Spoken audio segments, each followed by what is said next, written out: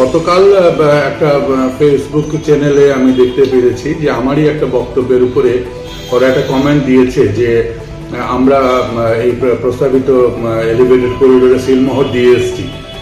এটা একটা বিভ্রান্তিকর বক্তব্য বলে আমরা মনে করি। আমরা কোনোখানেই সিলমোহর দেইনি, একটা কথা। আরেকটা কথা হচ্ছে সিএম সাহেব কিন্তু কোনোখানেই বলেননি যে ওরা জোর করে ওরা কিছু করবেন। ওরা আমাদেরকে কনফিডেন্সে নিয়েই যেটা করবেন সেইভাবেই উনি কথা বলেছেন। আমরা আমাদের কথাগুলো সেইভাবে রেখেছি। শিলচরের প্রস্তাবিত ফ্লাইওভার নির্মাণ ঘিরে নতুন করে আলোচনার ঝড়। ব্যবসায়ীদের ভবিষ্যৎ, ক্ষতির আশঙ্কা আর সরকারের অবস্থান সব মিলিয়ে ফের সামনে এলো সেন্ট্রাল লিনচাং ট্রেডার্স অ্যাসোসিয়েশন। ফ্লাইওভার নিয়ে সিলমোহর দেওয়ার অভিযোগকে বিভ্রান্তিকর বলে খারিজ করলেন অ্যাসোসিয়েশনের মুখপাত্র প্রসেনজিৎ দাশগুপ্ত। ঠিক কী বলছে ট্রেডার্স অ্যাসোসিয়েশন, শুনুন এই প্রতিবেদনে।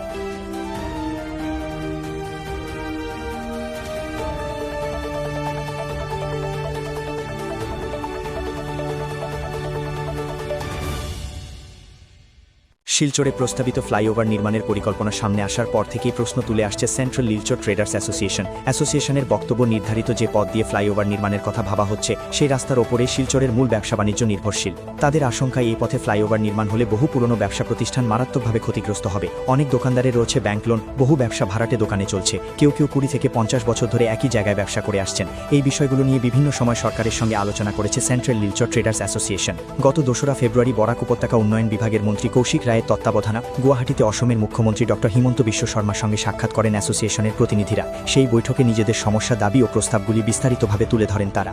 মুখ্যমন্ত্রীও দীর্ঘক্ষণ ধরে বিষয়টি গুরুত্ব সহকারে শোনেন এবং সমস্ত বিষয় লিখিতভাবে জমা দেওয়ার পরামর্শ দেন। ক্যাপিটাল পয়েন্ট থেকে সুপার স্টপ পর্যন্ত সম্ভাব্য ক্ষতির পরিমাণ, দোকানদার ও কর্মচারীদের ভবিষ্যৎ, রিলিফের বিষয় সব দিকেই আলোচনা হয়। মুখ্যমন্ত্রী স্পষ্ট জানান, জোর করে কিছুই করা হবে না এবং সমস্যা সমাধানের একটি গ্রহণযোগ্য রাস্তা খুঁজে বের করার পরেই ফ্লাইওভার নির্মাণের কাজ শুরু হবে।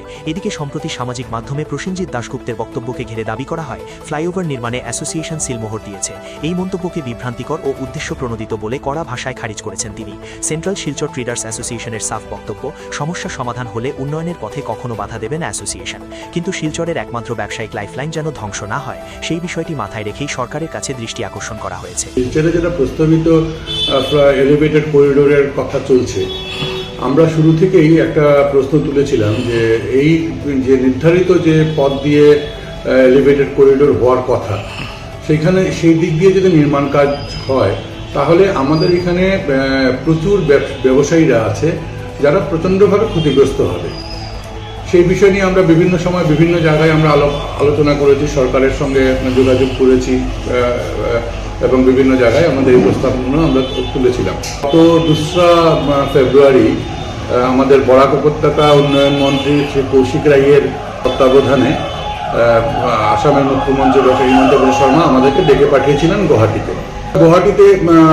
ডক্টর হিমন্ত বিশ্ব শর্মার সঙ্গে আমরা দেখা করি আমাদের সংস্থার পক্ষ থেকে, করে আমাদের যেসব সমস্যা আমরা হবে বলে আমরা আশঙ্কা করছি সেই সমস্যাগুলো নিয়ে ওনার সঙ্গে বিস্তারিত একটা আমাদের আলাপ আলোচনা হয়। অসুবিধার কথাগুলো আমরা তুলেছি, সেইগুলো নিয়ে উনি দীর্ঘ সময় শুনেছেন আমাদের কথাবার্তাগুলো।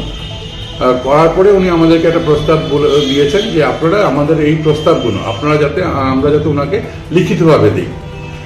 আর আরেকটা কথা তার সঙ্গে সিএম স্যার বলেছিলেন যে ক্যাপিটাল পয়েন্ট থেকে সুপার স্টপ অবধি যতগুলো দোকান আছে এবং যারা ক্ষতিগ্রস্ত হওয়ার সম্ভাবনা আছে, এদের কতটুকু ক্ষতি হতে পারে, এবং সেই দোকানগুলোর একটা কথা বলেছিলাম সিএম স্যারকে। এখানে প্রচুর দোকান আছে যাদের লোন আছে, প্রচুর দোকান আছে যারা ভাড়াটে করে 20 বছর, 50 বছর, 30 বছর ধরে ভাড়া আছে।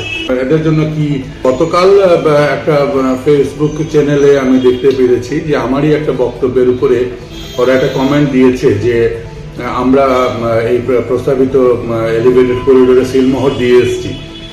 এটা একটা বিভ্রান্তিকর বক্তব্য বলে আমরা মনে করি। আমরা কোনোখানেই সিলমোহর দেইনি, একটা কথা। আরেকটা কথা হচ্ছে সিএম সাহেব কিন্তু কোনোখানেই বলেননি যে ওরা জোর করে ওরা কিছু করবেন। ওরা আমাদেরকে কনফিডেন্সে নিয়েই যেটা করবেন সেইভাবেই উনি কথা বলেছেন। আমরা আমাদের কথাগুলো সেইভাবে রেখেছি।